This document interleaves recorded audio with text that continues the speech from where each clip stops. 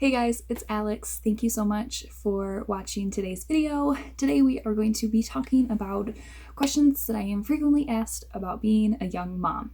So without further ado, let's get started. The first question that I am frequently asked about being a young mom was whether or not my son was planned. Now, I gave birth to Scott just a few days after I turned 20. So a lot of people wanted to call me a teen mom. A lot of people wanted to call me a young mom. It was kind of a toss-up. Either way, a lot of people wanted to voice their opinions on how I didn't know what I got myself into, how I wasn't ready, how I wasn't prepared, I was too young, I didn't know what I was doing, I wasn't gonna know what I was doing, I was gonna give up, etc., etc. And I am definitely one of those people that if you look at me and you tell me that I don't know what I'm doing, you bet your buns that I'm going to do everything in my power to prove you wrong. So when I heard basically that I didn't know what I was doing and what I was getting myself into, I knew from that moment on that I had to be the best mom possible, not only for myself and for my baby, but for quite literally everybody else sitting on the sidelines waiting for me to fail because I'm 20. Which was a lot. It was a lot of pressure on me for that. A lot of people asked if Scott was planned. Yes, he was planned. A lot of people were like, why would you plan to have a baby when, you're 19? The same reason I got married when I was 19. Why does there have to be an age to it? You're 26. Why do you not have a baby? I mean, you can't just ask people why they do or don't have babies. That's a very personal decision and a very personal financial decision that it's not my right or anybody else's right to confront somebody and say, why do you or do you not have a baby or another baby or another baby? Or when's the next baby? When are you getting married? That's none of your business. That's none of my business.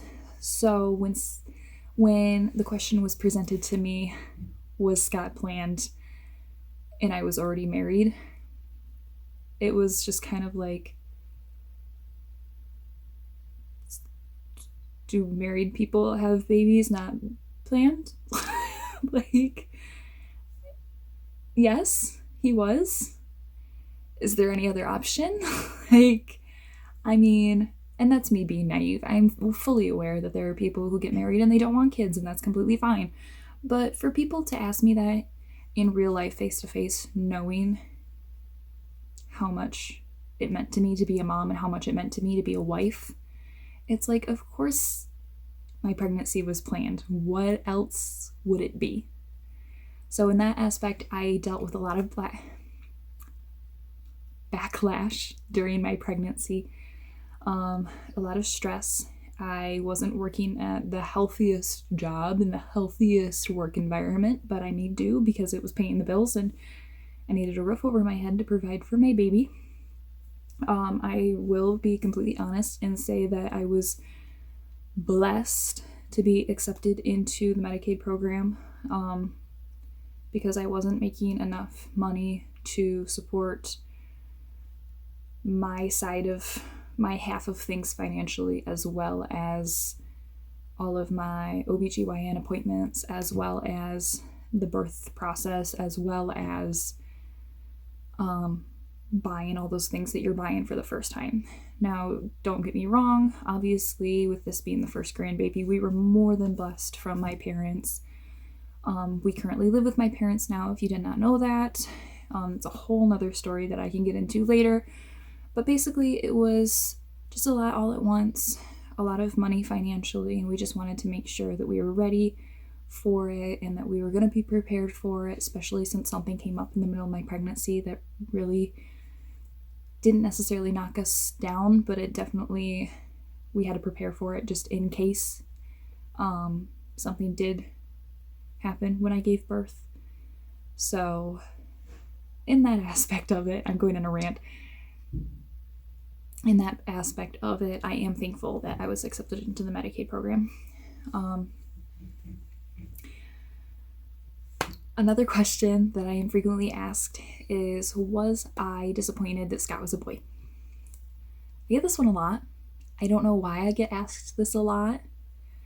The only explanation that I can say that people would ask me that I was disappointed about my baby's gender was the fact that I no more got pregnant, and I had this gut feeling that I was pregnant, and it was a gut feeling that it was a girl. That's as simple as that. I knew I was pregnant from the second it happened. It almost felt like it's just this internal, like, it's a baby. It's the weirdest feeling. If you know it, you know it. If you don't know it, you'll eventually know it. If you're a boy, you'll never know it. But it's amazing, and it's super weird, and it's almost like this supernatural feeling. And I felt like it was a girl. So when we found out the gender, everybody was like, wow, Alex is disappointed. And I wasn't disappointed. It was more like, wow, I was wrong, and now all of these people know that I'm wrong. And I hate being wrong. I am one of those people that I will go out of my way to not be wrong. So when we had the gender reveal, and I was like, we're gonna find out it's a girl. We're gonna find out I'm right. And then we didn't find out that I was right. We found out that I was wrong. I was like, okay, that's great that I'm having a healthy baby boy. Also sucks because I'm wrong, but not disappointed. I would never be disappointed in the gender of my baby. As long as I was having a healthy baby, I didn't care if he was a boy, if he was a girl. As long as he was going to come out breathing and happy, that's all that mattered. And he did. So we're blessed in that aspect of that. Another question that we get asked frequently is, or I get asked frequently, I should say, is how was my pregnancy? I will be the one person to tell you that my first pregnancy was not rainbows and sunshine like everybody wants you to think it is. Don't get me wrong, I'm not trying to scare you at all. Everybody's pregnancy is so different, and then every pregnancy in itself is different. So my next pregnancy could be completely different than how it was with Scott.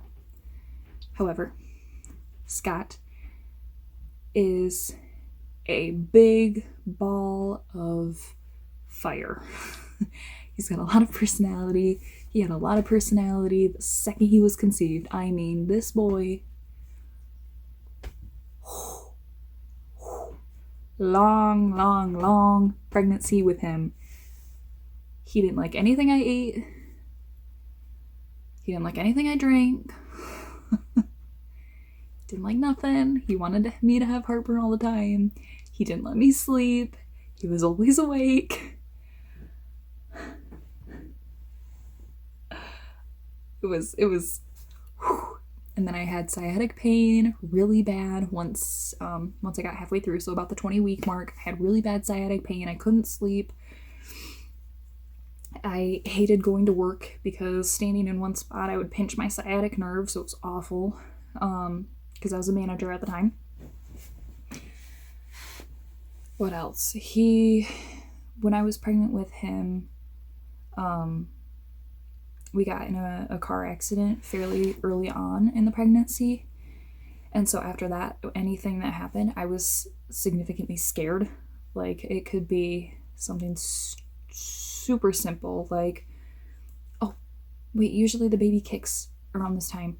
Or usually the baby kicks twice and he only kicked once. Like, is the baby okay? And so it was that mixed with it being my first pregnancy. It was definitely a stressful time because obviously every mother just wants their baby to be safe and be healthy and okay. And after the car accident, it really scared me every time the slightest difference came up, and I always immediately went to the worst, and I really wish that I didn't, looking back at it, but it was my first pregnancy, and it was that motherly instinct of just wanting to make sure that my baby was okay.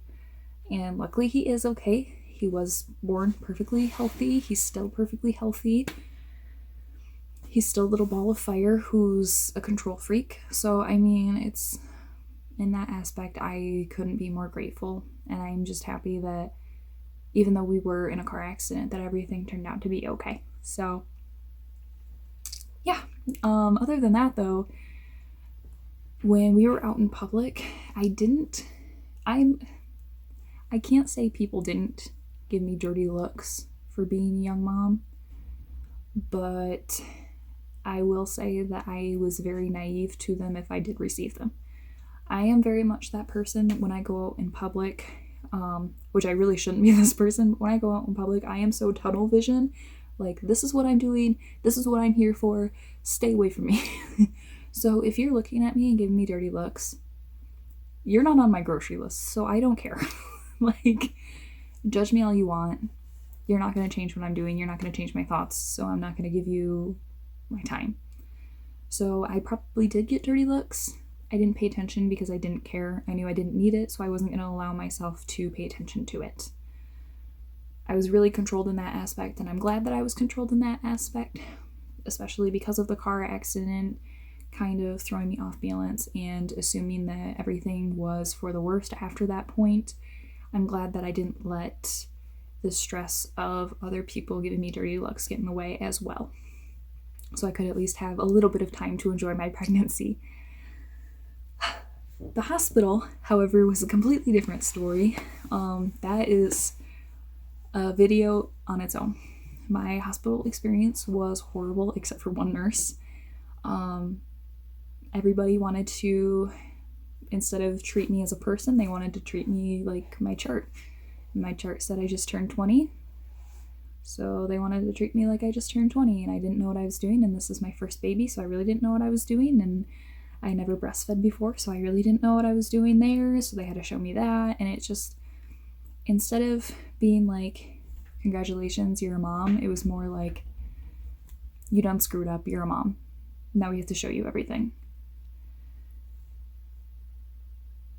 Definitely done with that hospital though. So the next baby will not be at that hospital. That next baby will not know that hospital. Super excited about that. Completely switching care facilities because it was just a traumatic experience. Honestly, like I'm laughing about it, but it was awful. But yeah, I can't think of anything else that people have asked me right off the top of my head. But if you guys have any more questions, obviously feel free to ask them below. I will answer them. You can always also head over to my Instagram. I will link that right here. I'll try to figure that out and be cool. One step at a time, getting cooler by the minute. Instagram. But other than that, thank you guys so much for watching. Thank you guys for putting up with my phone recorded videos. We're getting a little bit better, a little bit more confident in what we're doing. Hopefully one day soon we will get a little bit better setup here where I don't have to use a box of crackers as a tripod. But one step at a time. But like I said, thank you guys so much for watching. I will see you in my next video. Let me know what you want to see. Otherwise, I'll probably just make up something. So I'll see you later. Bye.